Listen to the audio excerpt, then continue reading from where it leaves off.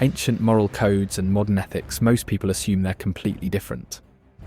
But what I discovered in this fascinating biblical story about the Nicolaitans shows how human nature hasn't changed as much as we think.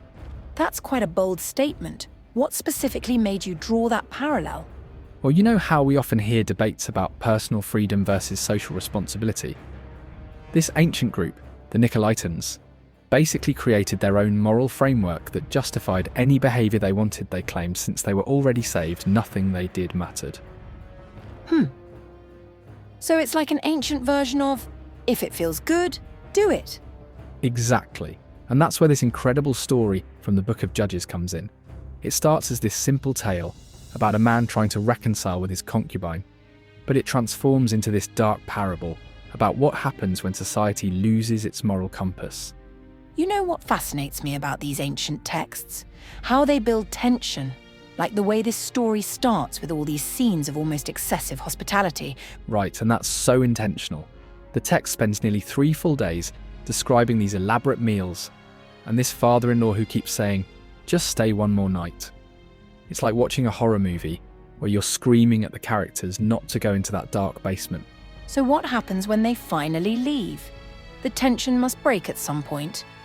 Well, that's when everything goes sideways. They reach this town called Gibeah, and suddenly we're in this nightmare scenario where the whole town surrounds their lodging, demanding to get intimate with the visitor. It's a direct parallel to Sodom and Gomorrah. That must be where the story takes its darkest turn. Exactly, and here's where it gets really relevant to modern discussions about bystander responsibility. The host and the Levite, who should be moral examples, make these horrifically wrong choices. They offer up the women to save themselves. That's such a powerful illustration of how moral decay happens. Gradually, even the good people can rationalize terrible choices. And what follows is just devastating.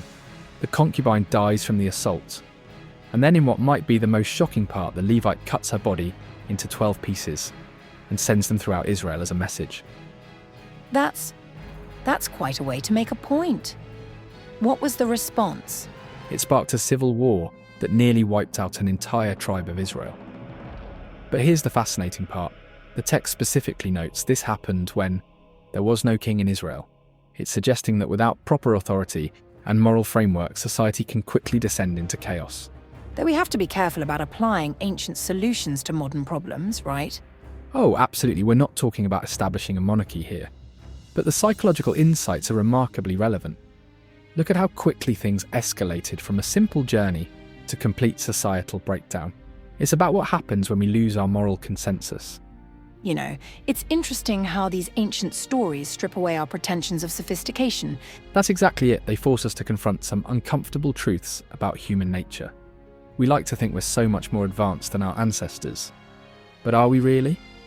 The same basic human tendencies, both good and bad, keep showing up throughout history.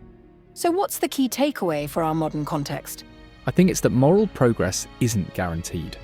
It requires constant vigilance and active participation. When we start believing we're beyond the need for moral frameworks, that's precisely when we're most vulnerable to moral collapse. Well, that certainly gives us something to think about. And maybe that's why these ancient stories still resonate. They remind us that while our technology changes, the fundamental challenges of maintaining a moral society remain surprisingly constant across time.